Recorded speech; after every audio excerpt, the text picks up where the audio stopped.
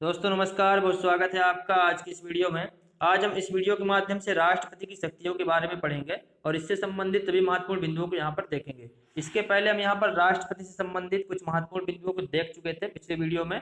अब उसके बाद हम राष्ट्रपति शक्तियों के बारे में यहाँ पर पढ़ रहे हैं, जो कि एमपीपीएससी प्रीलिम्स एग्जाम के साथ साथ व्यापम अदर स्टेट पीएससी के लिए भी इंपॉर्टेंट हो जाता है। तो आइए फिर देखते हैं। सबसे पहले यहाँ पर क्या है, कार्यपालकी शक्तियाँ। इसके बाद हम यहाँ पर विधायी शक्तियाँ, वीटो शक्तियाँ, न्यायिक शक्तियाँ, अध्यादेश जारी करने की शक्ति, आपातकालीन शक्तियां, सैन्य शक्तियां, इस प्रकार की सभी शक्तियां जो राष्ट्रपति के पास है उन सभी के बारे में एक एक करके यहाँ पर हम देखेंगे। ठीक है, तो आइए फिर देखते हैं। सबसे पहले है कार्यपालकी शक्तियां। तो कार्यपालकी शक्तियां क्या होती हैं? कार्यपालकी शक्ति यानी कि संसद क्या करती है, जो भी यहाँ पर विधियों का निर्माण करती है, उन विधियों को इम्प्लीमेंट करने के लिए क्या होती है, कार्यपालिका होती है। और उसका प्रमुख कौन होता है? राष्ट्रपति होता है।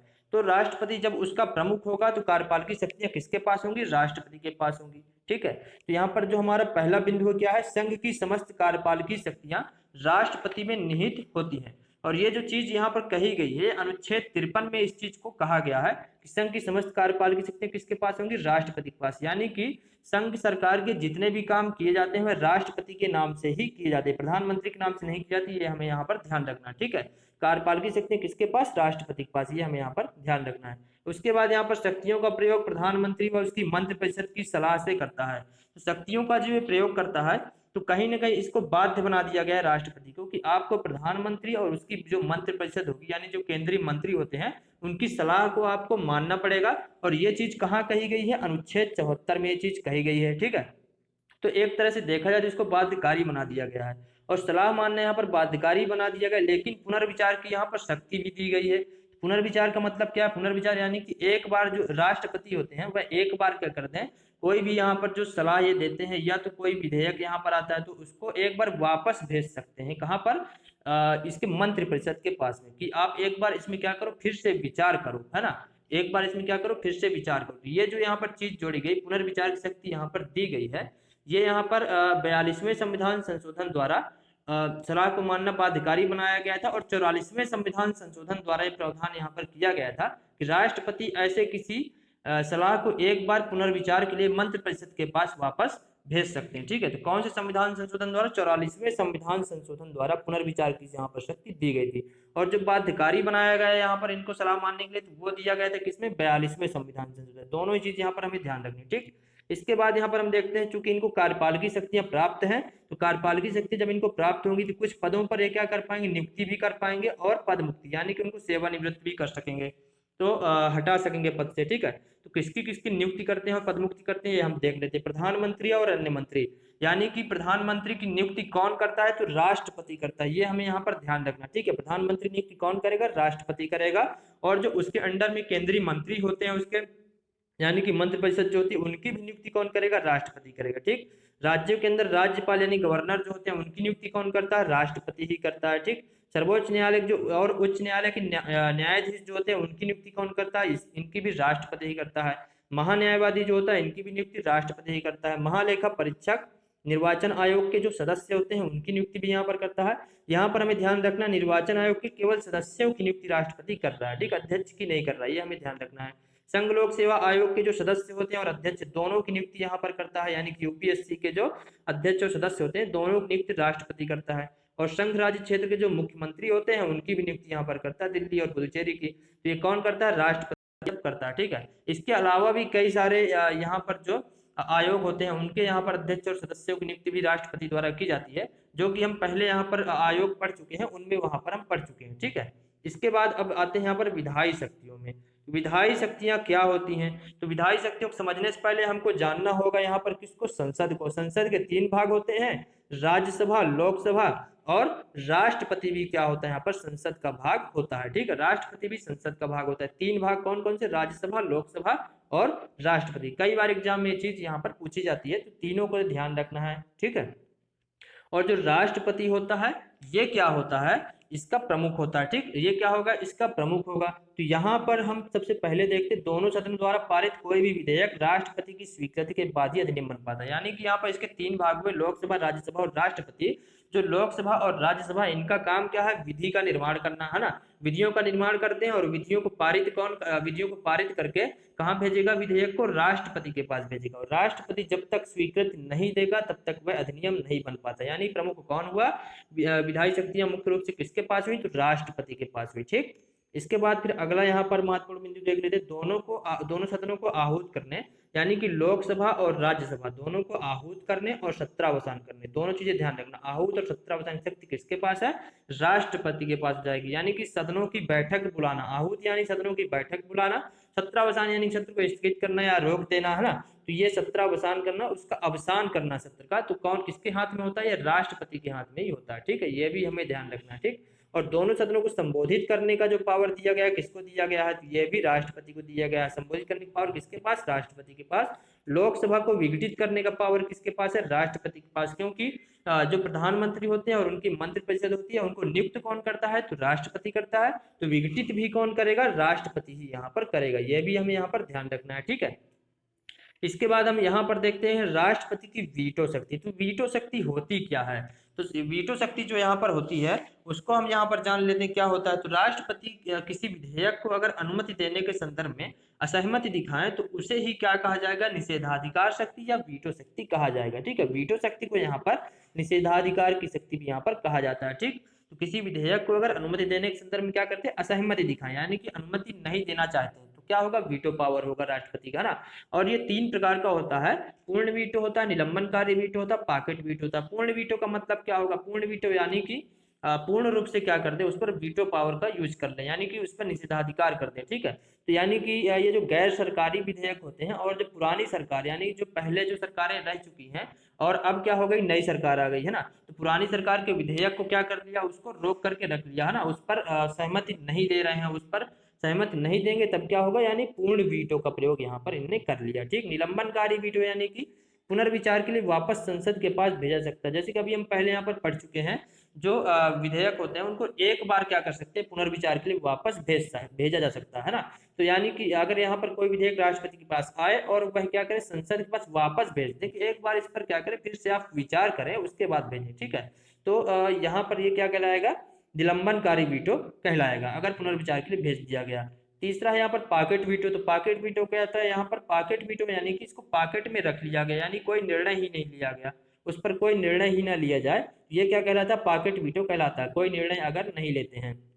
और इसे पॉकेट वीटो को जेवी वीटो भी कहा जाता है, यह भी हमें ध्यान रखना है। ठीक है, जेवी वीटो भी कहा जाता है, यह भी काफी ज्यादा इंपॉर्टेंट हो जाता है। और जो पॉकेट वीटो होता है इसका जो प्रयोग है, राष्ट्रपति अनिश्चित काल तक इसका प्रयोग कर सकते हैं, क्योंकि अनुच्छेद 111 में जो चीज यहाँ पर कही गई है वो क्या कहा गया है? अनुच्छेद 11 में कहा गया है कि सिर्फ इतना लिखा गया है कि राष्ट्रपति संसद द्वारा पारित विधेयक को यथाशीघ्र लौटा देगा, यानी कि इस पर कोई निश्चित अवधि नहीं बताई गई है कि कब तक में लौटाएगा, है ना। तो इस तरह से अगर यहाँ पर देखा जाए तो राष्ट्रपति इसको अनिश्चित काल तक यानी अनंत काल तक क्या कर सकते हैं? अपने पास विधेयक को रख सकते हैं। ठीक है, इसीलिए इसे कहा गया पॉकेट वीटो, इसलिए इसे क्या कहा? Pocket veto. और जो यहाँ पर पॉकेट वीटो है इसका प्रयोग अभी तक अगर देखा जाए तो केवल एक ही बार यहाँ पर किया गया है। कब किया गया है? 1986 में एक विधेयक आया था, भारतीय डाक संशोधन, सॉरी यहाँ पर डाक लिखा हुआ है, डाकघर संशोधन विधेयक है ये, है ना। तो भारतीय संशोधन विधेयक नहीं, भारतीय डाकघर संशोधन विधेयक है, इसको सुधार कर लीजिएगा आप, है ना। भारतीय डाकघर संशोधन विधेयक है। तो इसको जो है 1986 में जब ये आता है, उस समय राष्ट्रपति यहाँ पर कौन थे? ज्ञानी जैल सिंह। इस समय राष्ट्रपति कौन थे यहाँ पर? ज्ञानी जैल सिंह यहाँ पर राष्ट्रपति थे। तो इन्होंने क्या कर लिया? इस विधेयक पर ना तो सहमति दी और ना ही असहमति दी, इसको क्या कर लिया? रोक करके रख लिया, है ना। क्योंकि इस पर जो प्रावधान किए गए थे इस विधेयक के अंदर, तो वह प्रेस की स्वतंत्रता के विरुद्ध कुछ चीजें यहाँ पर कही गई थी, जो कि प्रेस की जो स्वतंत्रता थी उसको क्या कर रहे थे? वो कम कर रहे थे, है ना। इसलिए इनने क्या कर लिया? इसको रोक लिया। ठीक है, तो ये भी हमें ध्यान रखना, पॉकेट वीटो का प्रयोग ज्ञानी जैल सिंह के द्वारा किया गया था भारतीय डाकघर संशोधन विधेयक 1986 के संदर्भ में। ठीक। इसके बाद अध्यादेश जारी करने की शक्ति यहाँ पर देख लेते हैं। अध्यादेश का मतलब क्या होता है? अध्यादेश की अगर हम बात करें यहाँ पर, अध्यादेश यानी कि जब क्या हो, संसद का सत्र नहीं चल रहा होता है, उस समय क्या होता है? अगर कानून बनाने की कुछ अपरिहार्य स्थितियां विद्यमान हो जाए, कुछ ऐसी स्थितियां विद्यमान हो जाए जिस पर कानून बनाना क्या हो? तुरंत आवश्यक हो, तो ऐसी स्थिति में राष्ट्रपति जो होते हैं वह क्या कर सकते हैं, अपनी शक्ति का प्रयोग करके अध्यादेश यहाँ पर जारी कर सकते हैं और उस अध्यादेश के द्वारा क्या कर सकते हैं, यहाँ पर कानून बना सकते हैं। ठीक है, तो यहाँ पर लेकिन ये एक चीज और हमें यहाँ पर देखनी होगी, संसद के दोनों सदन जो होते हैं या किसी एक सदन के सत्र न चलने की स्थिति में इसको लाया जाएगा, पहली चीज। दूसरी चीज, यहाँ पर जिन सदनों पर संसद को कानून बनाने का अधिकार है केवल वही विषय इसके अंडर में होंगे राष्ट्रपति के, बाकी विषयों पर राष्ट्रपति नहीं बना सकते। ठीक है, जो संसद के अंडर में जो विषय होंगे उन्हीं विषयों पर राष्ट्रपति यहाँ पर कानून बना सकते हैं। फिर यहाँ पर आगे देखते हैं अध्यादेश के संबंध में, सदन के आगामी बैठक प्रारंभ होती 6 सप्ताह के भीतर इसको दोनों सदनों द्वारा इसका पारित होना आवश्यक होगा। ठीक, तो यहाँ पर जो सदन है हमारा, यानी कि लोकसभा और राज्यसभा दो भाग होते हैं संसद के, तो जो सदन यहाँ पर जब चालू होगा तो 6 सप्ताह के भीतर क्या होगा, यहाँ पर इसका पारित होना आवश्यक होगा।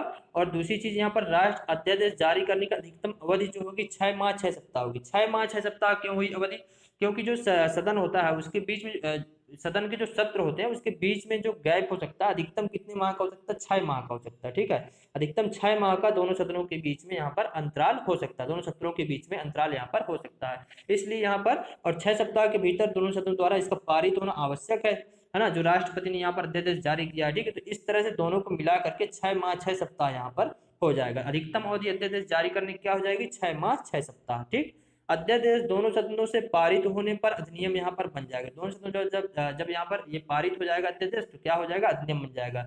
जैसे कोई भी विधेयक आता है राष्ट्रपति के पास जाता है और जब राष्ट्रपति उसको अनुमति दे देते हैं, उस पर हस्ताक्षर कर देते हैं, तो क्या बन जाता है, वह अधिनियम बन जाता है। इसी तरह से यह अध्यादेश भी जब यहाँ पर पारित हो जाएगा तो यहाँ पर क्या बन जाएगा, अधिनियम बन जाएगा। ठीक है, फिर यहाँ पर न्यायिक शक्तियां, राष्ट्रपति के पास कुछ न्यायिक शक्तियां भी होती है, यानी कि उनको न्याय करने की शक्ति यानी क्षमादान की शक्ति उनको होती है। और अनुच्छेद 72 के तहत यह शक्ति यहाँ पर इनको संविधान द्वारा दी गई है। तो यहाँ पर हम देखते हैं न्यायिक शक्तियां जो यहाँ पर दी गई हैं 3 विषयों पर यहाँ पर दी गई हैं। संघीय कानून से अगर संबंधित कोई विषय है, यानी कि केंद्रीय कानून से संबंधित अगर कोई विषय है। दूसरी चीज, यहाँ पर मृत्युदंड के मामले होते हैं जिस पर फांसी की सजा दे दी गई है, ऐसे अगर कोई मामले हैं। तीसरी चीज, यहाँ पर सैन्य न्यायालय के जो निर्णय होते हैं, यानी कि जो हमारी सेना होती है उसका क्या होता है, अलग एक न्यायालय होता है, उसने अगर उस न्यायालय ने अगर यहाँ पर कोई निर्णय दिया है तो उसके विरुद्ध यहाँ पर राष्ट्रपति क्या कर सकते हैं, कोई निर्णय ले सकते हैं। ठीक, यहाँ पर 3 विषय हो गए। और अब यहाँ पर हम देख लेते हैं क्षमादान की जो शक्तियां यहाँ पर होती हैं। तो क्षमादान की जो यहाँ पर शक्तियां हैं, कौन कौन सी शक्तियां होती हैं, तो पहला क्या है यहाँ पर क्षमा, दूसरा लघुकरण, तीसरा परिहार, चौथा विराम, पांचवा प्रविलंब। ये 5 शक्तियां यहाँ पर होती हैं।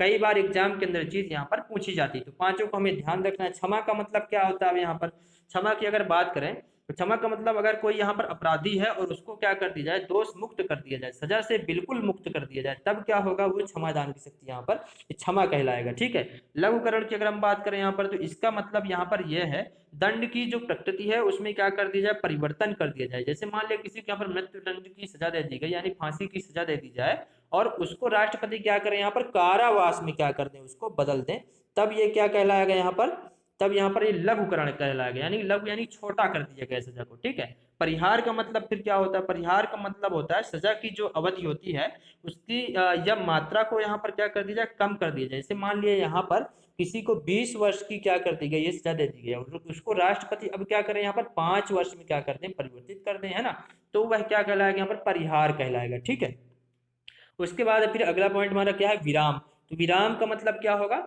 विशेष परिस्थितियों में सजा को कम कर दिया जाए। जैसे मान लीजिए कोई गर्भवती महिला है तो उसके लिए क्या कर दिया जाए, यहाँ पर सजा को कम कर दिया जाए, तब यानी कि आराम दे दिया जाए, विराम दे दिया जाए, तब यह क्या कहलाएगा, यहाँ पर विराम कहलाएगा। फिर यहाँ पर अगला पॉइंट हमारा क्या, प्रविलंब। प्रविलंब का मतलब क्या होगा, तो इसका आशय उस अवधि तक के लिए है जो सजा को या उस अवधि तक के लिए सजा को स्थगित करना जिस दौरान राष्ट्रपति के पास क्षमादान के लिए क्या चल रही है, यहाँ पर सुनवाई चल रही है। तो उस दौरान क्या करते हैं राष्ट्रपति, उस दौरान जो सजा को स्थगित कर दिया जाता है, यानी रोक दिया जाता है सजा को, तो वही क्या कहलाता है, यहाँ पर प्रविलंब कहलाता है। ठीक है, फिर यहाँ पर हम बात करते हैं अगला जो हमारा पॉइंट है उसको हम देख लेते हैं। यहाँ पर क्या है, आपातकालीन शक्ति यहाँ पर राष्ट्रपति के पास होती है, यानी देश में आपने कई बार सुना होगा कि आपातकाल लगा था, है ना, तो यहाँ पर आपातकालीन शक्तियां होती हैं। ये जो 3 प्रकार की होती हैं, राष्ट्रीय आपातकाल, राज्य आपातकाल और वित्तीय आपातकाल। ठीक है, राष्ट्रीय आपातकाल जो होता है यहाँ पर अनुच्छेद 352 के तहत इसका वर्णन किया गया है, अनुच्छेद 356 में राज्य आपातकाल, अनुच्छेद 360 में वित्तीय आपातकाल। दोस्तों इसके लिए हम एक और वीडियो लेकर के आएंगे आपातकालीन शक्तियों के लिए जल्द ही, तो उसमें आपको पूरा यहाँ पर डिटेल से आपको देखने को मिल जाएगा। ठीक, तो उस पर हम पूरा पढ़ेंगे विस्तार से।